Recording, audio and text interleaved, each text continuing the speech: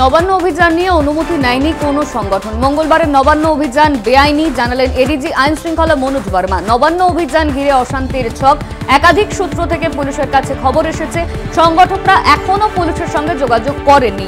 নবান্ন চত্বরে এইভাবে কর্মসূচি হয় না। গন্ডগোল পাকিয়ে ফায়দা তোলার চেষ্টা। 144 ধারার মতো নবান্নে এখন 163 ধারা বলবৎ। নতুন আইন অনুযায়ী 163 ধারা বলবৎ বললেন মনোজ বর্মা। মঙ্গলবার নবান্ন অভিযান বেআইনি দাবি কুণাল ঘোষের। ভিন রাজ্য থেকে লোক এনে গন্ডগোল বাঁধানোর চেষ্টা বিজেপি, আরএসএস, সিপিএম এর। লাশের রাজনীতি বিরোধীদের কটাক্ষ কুণালের। আগে 21শে জুলাই মহাকরণ অভিযানের জন্য ক্ষমা চান মমতা, পাল্টা দাবি বিজেপির। আজ সন্দীপ ঘোষের পলিগ্রাফ টেস্ট। শনিবার সন্দীপ ঘোষের পলিগ্রাফ টেস্ট হয়, কিন্তু সন্দীপের রক্তচাপ বাড়ায় তা থামাতে হয়। আজ সেই প্রক্রিয়া জারি থাকবে। সিবিআই স্ক্যানারে মা তারা ট্রেডার্স। সন্দীপের যোগসাযোগে বেআইনিভাবে টেন্ডার পাওয়ার অভিযোগ। 2022 থেকে আরজিগড়ের ভিতরে ব্যবসা, ladies hostel oh boys main হোস্টেলের ক্যান্টিন, ল্যাপটপ, প্রিন্টার ভাড়া। নজরে হাওড়ার ডাক্তারি সরঞ্জাম ব্যবসায়ী সুমন হাজরাও। আরজিগড় মেডিকেল কলেজে ধর্ষণ ও খুনের প্রতিবাদে মালদহ শহরে অভিনব প্রতিবাদ। মালদহ শহরে নজরুল সরণি থেকে ইংরেজবাজার থানা মোড় পর্যন্ত রাস্তার দখল নেয় প্রতিবাদী মানুষ। একঝাঁক চিত্রশিল্পী, গায়কের পাশাপাশি শিক্ষক, অধ্যাপক সহ শহরের প্রচুর মানুষ রাত 12টার সময় তাদের এই অভিনব প্রতিবাদ শুরু করেন। রাস্তাতে শিল্পীরা তাদের ক্যানভাস তৈরি করে ছবি আঁকেন, স্লোগান লেখেন। গানের মধ্যে দিয়ে ধর্ষণের বিরুদ্ধে প্রতিবাদ করা হয়। নাবালিকাকে ধর্ষণের অভিযোগ। প্রতিবেশী যুবকের বিরুদ্ধে মালদার ইংরেজবাজার থানায় অভিযোগ জানানোর পর 1 মাস কেটে গেলেও কোনো ব্যবস্থা নেয়নি পুলিশ বলে অভিযোগ। বাধ্য হয়ে ওই নাবালিকা ও তার পরিবার পুলিশ সুপারের দ্বারস্থ হয়েছে। ঘটনা জুড়ে শুরু রাজনৈতিক তরজা। বর্তমান সরকারের আমলে পুলিশ কোনো অপরাধীদের বিরুদ্ধে ব্যবস্থা নিচ্ছে না, আর সেই কারণেই অপরাধীরা একের পর এক ঘটনা ঘটিয়ে যাচ্ছে। দাবি বিজেপির।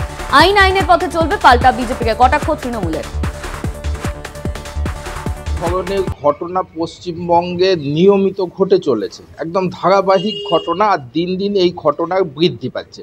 আমরা যদি প্রথম থেকে দেখি যে পুলিশ প্রশাসন এবং স্বয়ং মুখ্যমন্ত্রীর যে ভূমিকা, প্রথম দিকে যা ভূমিকা, তাতে কি হচ্ছে যে সমাজ বিরোধীরা কিন্তু এইগুলোতে আরও উৎসাহিত হচ্ছে। আজকে যে কোনো অপরাধের ক্ষেত্রেই পুলিশের যে ভূমিকা, তাতে সাধারণ মানুষের কাছে একটা স্পষ্টতই হয়ে গেছে যে পুলিশ কিন্তু সমাজ বিরোধীদের পক্ষে। তাদেরকে আড়াল করা, তাদেরকে সুরক্ষা করার কাজে তারা কিন্তু ব্যস্ত। আপনাদের কাছে যে অভিযোগটা শুনলাম তার তদন্ত ইতিমধ্যেই পুলিশ শুরু করেছে। তদন্তর গতিতেই চলবে।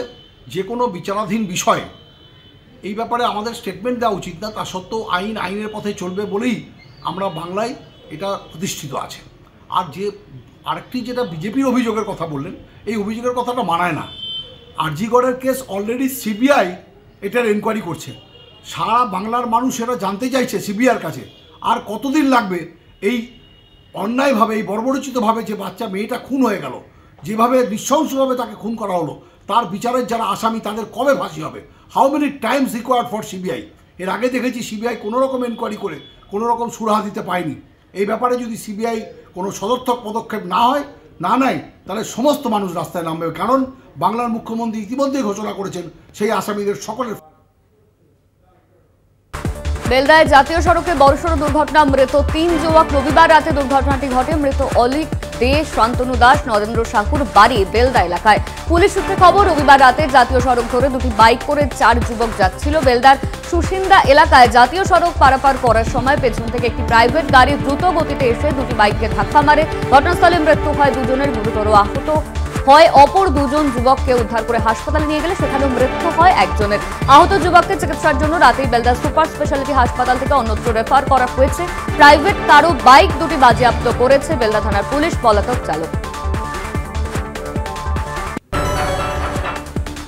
নন্দীগ্রামে ফের আক্রান্ত স্থানীয় তৃণমূল নেতা। গোকুলনগর অঞ্চলে তৃণমূল নেতা গোপাল জানার উপর হামলার অভিযোগ বিজেপির বিরুদ্ধে। গোপাল জানার অভিযোগ, বিজেপি কর্মী সমর্থক তাকে ফাঁকা রাস্তায় ডেকে নিয়ে গিয়ে লোকসভার পরবর্তী হিংসা মামলা কেস তুলে নেওয়ার কথা বলে। এই প্রসঙ্গে বচসা শুরু হয়। তারপর গোপাল জানার উপর বিজেপি কর্মী সমর্থকরা হামলা চালায় বলে অভিযোগ। এমনকি মারধর করে রাস্তায় ফেলে পালিয়ে যায় বলে অভিযোগ। তিনি তৃণমূল নেতা বলেই তার উপর এই আক্রমণ বলে দাবি এই গোপালের, যদিও বিজেপির তরফে এই অভিযোগ অস্বীকার করা হয়েছে। তৃণমূল কংগ্রেসের কর্মসূচিতে যোগ দেওয়ার অপরাধে এবং তৃণমূল কংগ্রেস করবার অপরাধে গোপাল জানার উপরে এই অতর্কিত আক্রমণ। আমরা ইতিমধ্যে পুলিশ প্রশাসনকে জানিয়েছি, আমরা দোষীদের চিহ্নিত করে উপযুক্ত শাস্তি তো দাবি করব। তৃণমূল যাই কিছু দেখছে তারা দেখছে এটা বিজেপি করাচ্ছে। প্রকৃত যে ঘটনা সেই ঘটনা তারা না জেনে উল্টোপাল্টা বক্তব্য দিচ্ছে। নন্দীগ্রামে তৃণমূল কংগ্রেস একদম নিশ্চিহ্ন হতে চলেছে, তাদের পায়ের তলায় মাটি একদম নেই।